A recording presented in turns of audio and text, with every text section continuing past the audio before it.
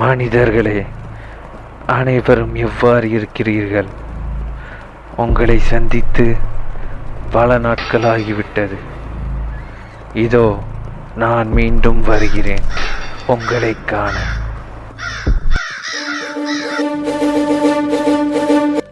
பகுமன் 2ஆம் பாகம் தொடர்கின்றது.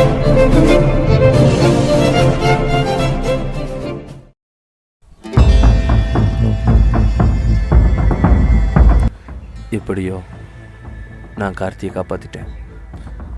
ஆனால் அந்த தீய சக்திக்கு அதுக்கு நான் கொடுத்த வாக்கை எப்படியாவது நிறைவேற்றியாகும். இப்போ அதோட வாக்கை நிறைவேற்றுறது ஒன்றும் பெரிய விஷயம் இல்லை. டஞ்சன் கேட்டை அழிச்சிடலாம். ஆனால் என் கூட கூட்டிகிட்டு போகிற அந்த 2 பேர், அது யார் வருவா?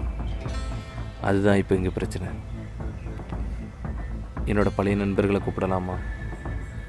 இல்லை, அது சரி வராது.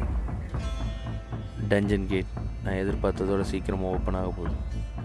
எனக்கு சீக்கிரமாக 2 பேர் தேவைப்படுது. என்ன பண்ணுறது?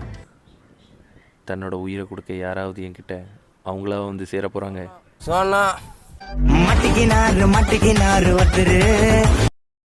எப்படியோ எல்லா பிரச்சனையும் முடிஞ்சிட்டு நேற்று கரெக்டான இதுக்கு வந்து காப்பாற்றிட்டியே. இப்போ எனக்கு இதை விட்ட வேறு வழி இல்லை. நான் ரவிக்கிட்ட உதவி கேட்க வேண்டியதான். நீங்கள் சுகமாக இருக்கிய? எதுவும் பிரச்சனையா? பிரச்சனை தான். என்ன பிரச்சனை? நான் கார்த்தியோட ஆன்மாவை தேடி நரகத்துக்கு போயிருந்தேன். சரி. அங்கே போன இடத்துல அங்கேருந்து ஒரு தீய சக்திக்கு நான் வாக்கு கொடுத்துருக்கேன். மனிதனை நீ நினைவில் வைத்துக்கொள். நீ எனக்கு பூமியில் உள்ள டஞ்சனை மூட உதவ வேண்டும். அப்படி நீ செய்ய தவறினால் உனது நண்பனின் ஆன்மாவை நான் திரும்ப எடுத்துக்கொள்வேன். அந்த தீயசக்திக்கு நான் கொடுத்த வாக்குப்படி பார்த்தா இந்த பூமியில் உள்ள 100 டஞ்சன்ஸை நம்ம கிளியர் பண்ணணும். சரி க்ளீன் பண்ணிடுறோம். தொடப்ப வாங்கணுமா? உனக்கு டஞ்சன்ஸ்னு என்னன்னு தெரியுமா தெரியாதா? தெரியாத, அதை முதல்ல சொல்லுங்கள். பெரிய ரூமாக இருக்குமோ? டஞ்சன்ஸ்னால் இந்த பூமிக்கும் பாதாள லோகத்துக்கும் இடையில உள்ள கேட். அது வழியாக தான் தீய சக்தி எல்லாம் இந்த பூமிக்கு வந்துட்டு போகுது. சரி, நம்ம என்ன பண்ணுறோன்னா அதோட டொமைனுக்குள்ளே போய் அந்த தீய சக்திகளோட தலைவனை அழிக்க போகிறோம். அப்படியா? இதுக்கு நான் யார் வருவேன் என் கூட அப்படின்னு சொல்லி யோசிச்சுட்டு இருக்கும்போது தான் நல்ல வேளை நீ வந்த. நமக்கு இன்னும் தேவைப்படுறது இன்னும் ஒரு ஆள் தான். நீ கவலைப்படாத. நீ என் கூட இருக்கும்போது நம்ம கண்டிப்பாக அந்த டொமைன்ஸை ஈஸியாக அழிச்சிடலாம்.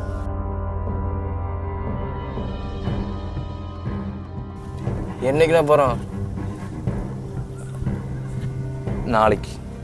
நாளைக்கா? சிவாண்ணா, இதில் ஒரு கண்டிஷன் இருக்கு. என்ன கண்டிஷன்? நான் வேற கன்னி பையன். இந்த மாதிரிலாம் இருக்கிற சான்ஸ் இல்லையே. எனக்கு எதுவும் ஒரு சேதாரமும் இல்லாமல் என்னை கூப்பிட்டு வந்துடும் போய். கண்டிப்பாக. அரசே, உங்களை தொந்தரவு செய்வதற்கு மன்னித்து விடுங்கள். நமக்கு முதல் நபர் கிடைத்து விட்டார். யார் அந்த 2வது நபர்? நானும் அந்த 2வது ஆளை தான் யோசிச்சுக்கிட்டு இருக்கேன்.